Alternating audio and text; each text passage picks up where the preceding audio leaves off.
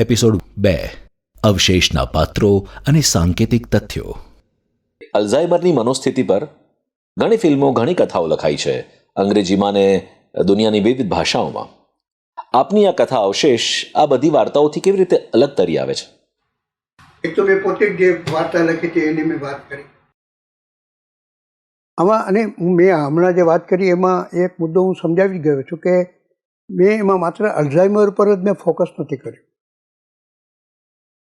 એની સાથેના પાત્ર રમીલા અને નાની બહેનના પાત્રની સ્મૃતિઓ એની સામે એક એવી રીતે લડે છે, એનો એક આખો મુદ્દો મેં એમાં ઉપસ્થિત કર્યો. અને બીજું શું છે કે સામાન્ય રીતે આપણે એવું કરતા હોઈએ છીએ કે મોટાભાગની નવલકથા, ઘણી નવલકથાઓમાં બનતું છે. અલ્ઝાઇમર વિશે તો અંગ્રેજીમાં તો ઘણી બધી, વિદેશી ભાષાઓમાં તો ઘણી બધી સારી નવલકથાઓ લખાઈ છે. તમે કહ્યું એમ ફિલ્મો પણ ઉતરી છે. પણ આમાં જે હું સ્મૃતિ અને વિસ્મૃતિની બે બાબતોમાં જે ઊંડો ઉતર્યો છું, અલ્ઝાઇમર અહીંયા એક આખી કથાનું પ્રેરક બળ બને છે, એ ધક્કો આપે છે.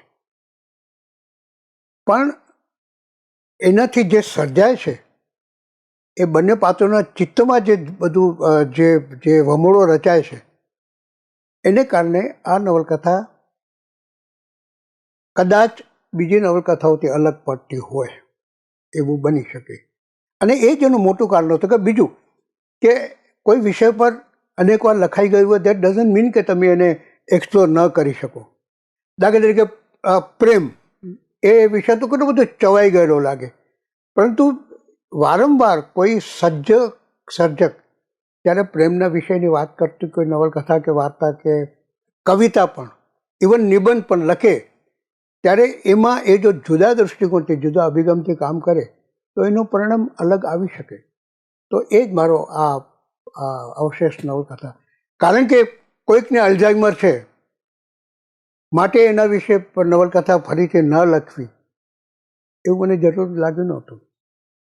અવશેષ વાંચતા વાંચતા એમ લાગે છે કે અલ્ઝાઇમરની સ્થિતિ અને આ રોગ વિશે આપે ઊંડો અભ્યાસ કર્યો છે. તો આ અભ્યાસ કથાને કેવી રીતે મદદરૂપ થાય છે? કોઈ પણ કૃતિ જ્યારે લેખક લખવા બેસે ને ત્યારે એણે નક્કી કરેલા વિસ્તારના વિશે વધારેમાં વધારે જાણવાનો પ્રયત્ન કરવો જોઈએ. તો મેં જ્યારે આ વસ્તુ સ્પષ્ટ કરી કે અલ્ઝાઇમર અને સામે એક તરફ વિસ્મૃતિ અને બીજી તરફ સ્મૃતિ, તો મેં બંને વિશે ઘણું બધું વાંચ્યું. હવે તો ઓનલાઈન પણ કેટલું બધું મળે છે, આપણે ચોટબોટમાંથી ને ChatGPT ને આ બધા ગૂગલ જેમિની ને એ બધી કેટલી બધી મદદ કરી શકે છે. તો એના વિશે મેં બહુ વાંચ્યું, અને ખાસ કરીને બંને વિશે. તો અલ્ઝાઇમર વિશે મેં એક વસ્તુ મારા મનમાં નક્કી હતી કે હું મારા પાત્રને અલ્ઝાઇમર છે એ સ્થિતિ મૂકીને જ હું નહીં અટકી જાઉં. એને અલ્ઝાઇમર શરૂ થાય, એને પોતાને પણ ખબર ન હોય, એનું ડૉક્ટર તરફથી નિદાન થાય, પછી એની પ્રોસેસ છે જે ધીરે ધીરે એનું અલ્ઝાઇમર વધતું જાય અને પછી એ ફાઇનલ સ્ટેજમાં પહોંચી જાય કે જ્યારે બધું જ ભૂલી જાય, એ આખી જે પ્રોસેસ છે એ પ્રોસેસ મારે આમાં મૂકવી જોઈએ. તો એનો પણ મેં અભ્યાસ કર્યો. એવી રીતે જ મેં સ્મૃતિઓ વિશે પણ અભ્યાસ કર્યો. તો મેં નક્કી કર્યું કે આ રમીલાને ફોલ્સ મેમરી હોય, અથવા એ બધી ઉપજાવી કાઢ્યું કે અથવા એ બધું સ્મૃતિનામાં વજન લઈને જીવતી હોય, તો સ્મૃતિના પર કેટલા બધા પરિમાણો છે, કેટલા બધા સ્તર છે, કેટલા બધા પ્રકારો છે, એ વિશે પણ મેં વાંચ્યું. પછી આમાં એવા ઘણા અલગ પ્રકારના સ્થળો આવે છે નવલકથામાં.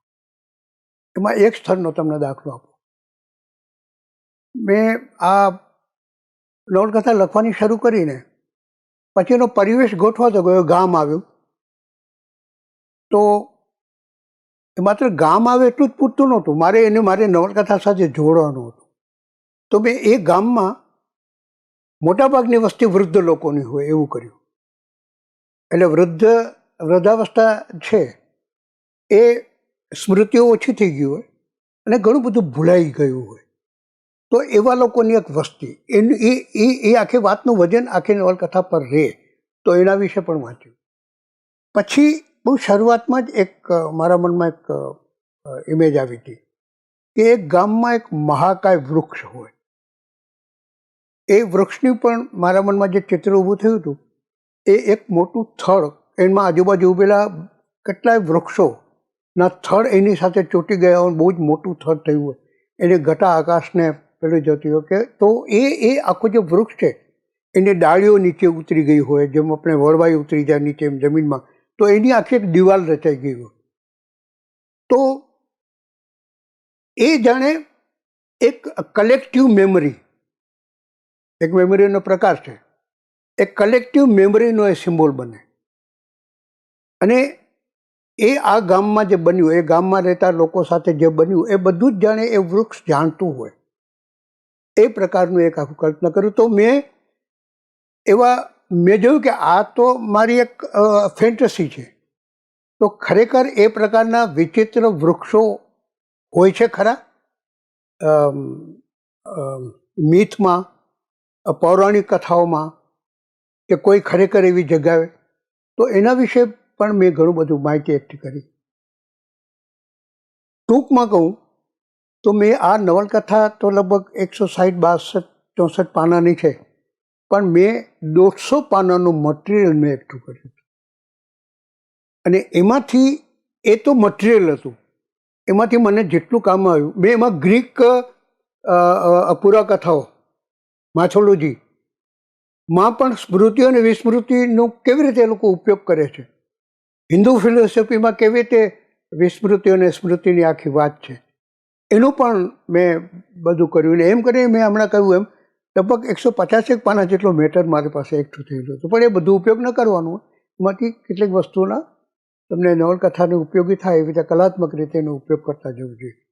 એટલે બહુ મહેનત કરી છે એવું હું કહી શકું. એપિસોડ 3માં જાણો અવશેષના પાત્રોની વિશેષતા અને કથન શૈલીના કસબ વિશે વિનેશભાઈ પાસેથી.